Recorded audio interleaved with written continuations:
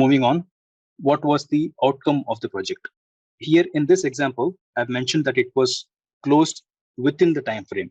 So it may not always be true in every project. Sometimes projects get extended, and that's quite okay to keep it that way. And I've also mentioned that all of the deliverables are also met. Sometimes even this is not true for every project. Some of the deliverables might have been modified at the last moment, or some deviations might have been accepted by the customer.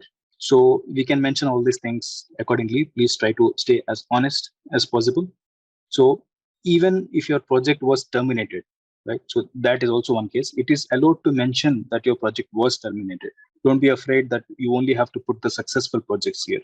So there are many reasons why a project could be terminated, and that does not mean that you have not worked or contributed to the project.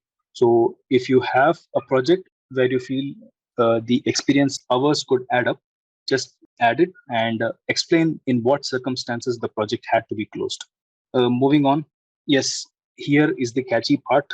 Although you have mentioned that you are an IT manager or a logistics lead or a junior engineer or a senior engineer in your application, when you describe your role in the project here in this description section, it is important that you mention that you have led the project. So do not get worried again if you have not led a team. Focus on my words. You don't have to be a project manager here. You just have to lead the project. Every individual is going to direct the project within her or his own scope of work. The work you have done in the project indeed actually means that you have led the work in particular direction, right? And the results of that particular work are due to that leading effort that you have given. So don't be afraid to mention as you have taken the lead responsibility of that particular process or area or scope of the project. It is advisable to mention the keyword lead, in the project management terms of you can mention I have led the timeline, I have led the deliverables or quality or whatever was your experience. I guess that's clear. Moving on, responsibilities. We all know about the 49 processes that are available in the project management. So one of the ways that we can make use of this knowledge is that we could write the responsibilities using these processes. If you shift your focus on the process groups in the table, the 5 columns indicate the stages of the project. You can see here initiating, planning, executing, monitoring and controlling, closing. So this actually represents the project flow. So imagine it this way. While describing your responsibilities, my responsibilities were to, let's say, identify the stakeholder and let's say maybe collect the requirements and maybe here managing the quality and controlling the quality and then closing the project. So this is how you have to mention your responsibilities in the project. If we follow this flow, one thing is that we tell PMI that we follow the project management methodology. And secondly, we will not risk missing any task that we might have done in the project. So in this example, I have followed a similar methodology. I'll quickly read it out loud for everybody's understanding. Responsibilities in the project. I developed the project charter during the initiation phase of this project and presented it to the top management to get it approved from the project sponsor. I generated the list of probable stakeholders in the stakeholder register and identified the key stakeholders who could be involved in this project. During the pre-assessment of the project deliverables, I conducted the ideation workshop to list down all the critical milestones, lessons learned from previous experiences, and probable risks in establishing the network security systems. In the planning phase, I have led the team to perform qualitative risk analysis for the previously defined or identified risks and assess which of them are most impactful so that the firewalls could be prioritized. I've also conducted meetings to quantify the risks identified through quantitative risk analysis. Additionally, I was the lead manager in planning the procurement, where I have identified the vendors suitable for multiple activities. I have directed and managed the team's work during the execution phase, making sure that all the project deliverables are as per the expectations from the customer. I defined the communication channels and predefined the recruiting meetings and timely reviews for better communication management. I have led the team in gathering the valuable project knowledge in common project shared drive in a systematic identification for easier tracking so that management of process knowledge is done efficiently. During the monitoring and controlling phase, I controlled the project costs by creating a traceability mechanism on each invoice, thereby efficiently controlling the procurements. I also created bi-weekly status reports and conducted review meetings with the higher management so that the project statuses are up to date. Finally, during the closing phase, I led the team in prototype testing and presenting the end customer for feedback. The product was launched successfully with all the deliverables met. I finally closed the project by documenting the project report, clearing all the vendor invoices and approval from the senior management.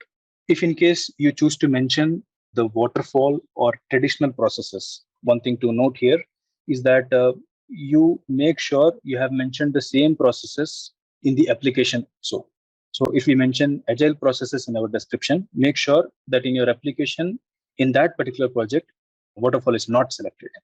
So this will invite the audit. And also make sure that you mention everything in active voice, like I did it instead of we did it. And don't use it was done instead of I did it.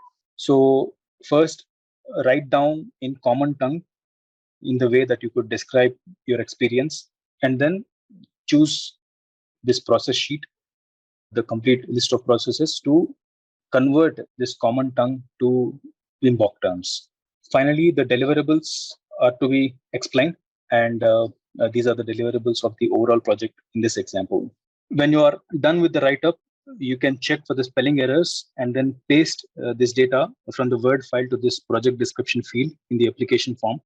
And here you will get a word count where you can make sure if you have those 200 to 500 words. You can also verify this in the Word document, of course, but it's also important because if you are writing this less than 200 words, chances are that you will not get this button of safe experience.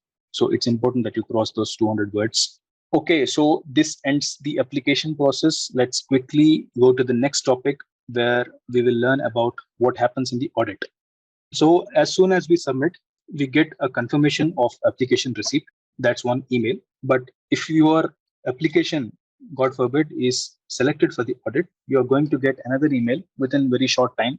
It's usually within that 1 hour. So it does not mean if you don't get this in next 1 hour, you're not audited, right? Sometimes you get it also the next day if you are really unlucky. So no email the same day, it's more chances that okay, your application is not audited. So just keep your fingers crossed. So what happens in the audit is that you have to prove everything that you have mentioned.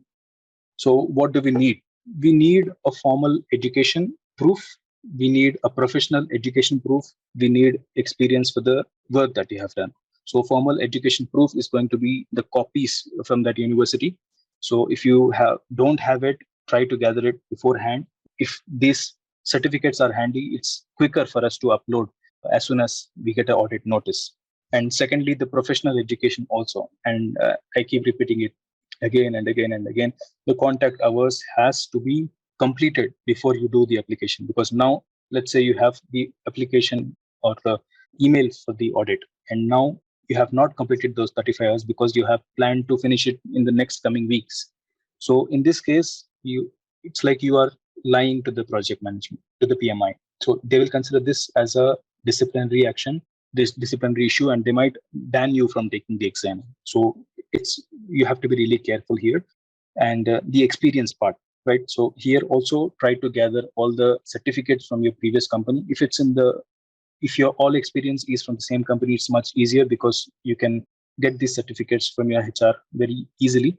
But if in case you have worked in an organization that is not the same city as your current organization is, so you might have to call them, you may have to coordinate with the people there, and you may even have to travel to that city to go to that HR and then get these experience certificates. So make sure you gather all these things just before the audit. So what could go wrong in this case? It could be possible that you don't have an educational certificate. It could be possible, as I said, that you don't have the contact hours, and it could be possible that you don't have experience. And it's also possible that, and yeah, maybe I missed saying this, that you may have to give the references. The audit will ask for references, like who can we contact to verify or validate your experience from your previous company. And we have to mention 2 or 3 contacts. So imagine these contacts are not aware of your PMP application. And then they say, no, I don't know anybody like this, or they may just consider this as a fake call and then reject the call, right? So it's better to make them aware that you are providing their number as the references from that company, so that the application doesn't get rejected for this reason. So with that said, we could close this complete huge section of application.